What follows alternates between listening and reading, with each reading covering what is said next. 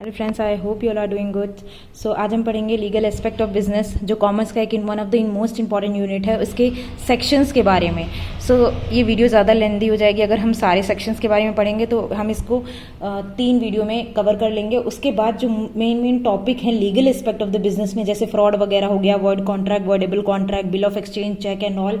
हम quasi contract and all, contract of indemnity, compensation, loss, damages cause by breach of contract, ये सारी जो important topics है, और ये कॉम्पिटिशन एक्ट वगैरह, ये सब हम डिस्कस करेंगे। बट पहले हम आते हैं सेक्शंस के ऊपर। सो विदाउट वेस्टिंग टाइम आते हैं हम अपने टॉपिक पे। पहले इसमें आता है कंसिडरेशन। कंसिडरेशन सेक्शन 2D के अंदर आता है। कंसिडरेशन मतलब समथिंग इन रिटर्न, ठीक है।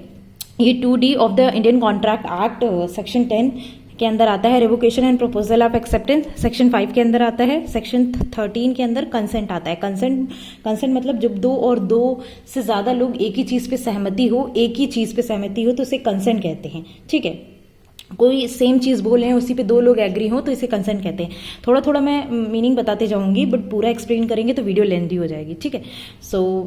आते हैं हम अपने फ्री कंसेंट पे। फ्री कंसेंट क्या होता है? Consent is said to be free जब उसमें कोई कोएर्जन ना हो, कोई अनड्यू इन्फ्लुएंस ना हो, कोई फ्रॉड ना हो, तो उसे फ्री कंसेंट कहते हैं। ये आता है आपका सेक्शन 14 में। फिर कोएर्जन आता है, किसी को डरा धमका के काम करवाना, तो सेक्शन 15 में आ जाएगा। सेक्शन 16 में अनड्यू इन्फ्लुएंस आ जाएगा, ठीक है।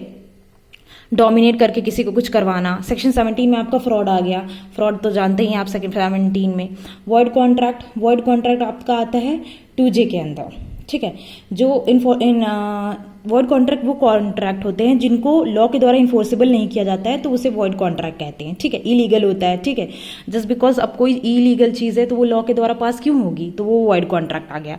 वो आता है आपका सेक्शन 2J। वर्डेबल कॉन्ट्रैक्ट आता है 2I में, ठीक है। वर्डेबल कॉन्ट्रैक्ट वो होता है जिसमें दोनों में से एक पार्टी ने बैक ऑफ कर लिया हो, ठीक है, अपना केस फॉरवर्ड ले लिया, या फिर किसी भी वजह से, तो वो वॉइडेबल कॉन्ट्रैक्ट हो जाता है। सेक्शन उसके बाद आपका आता है agreement by way of wager, section 30 के अंदर आता है, ठीक है।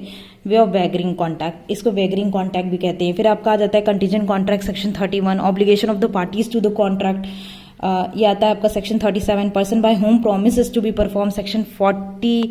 Discharge of the contract, section 62। उसके बाद effects of novation, rescission and alteration, किसी कॉन्ट्रैक्ट में अल्टर करना, कुछ चेंज करना, ठीक है। ये तीनों आ जाते हैं आपके सेक्शन 62। अब नोवेशन में क्या होता है कि जो पार्टीज होती हैं टू द कॉन्ट्रैक्ट, वो सब्स्टिट्यूट पे भी एग्री हो जाती हैं एक नया कॉन्ट्रैक्ट बनाने के लिए, तो उसे बोलते हैं इफेक्ट ऑफ नोवेशन। रिसेशन में क्या होता है? रिसेशन में होता है कैंसिल कर देना, ठीक है, कैंसिल कर देना। आपका आ जाता है रिसेशन में। और उसके बाद आपका अल्टरेशन में चेंज हो जाएगा, चेंज करना कॉन्ट्रैक्ट में कोई। Claim for the necessary supply to a person incapable of contracting और ऑन हिज अकाउंट, ये सेक्शन 68 में आ जाता है। तो today we are going to wind up. उसके बाद नेक्स्ट वीडियो में हम आपका स्टार्ट करेंगे स्यू फॉर डैमेजेस से, सेक्शन 73 में। Thank you for watching this video and stay tune for the next part of this video.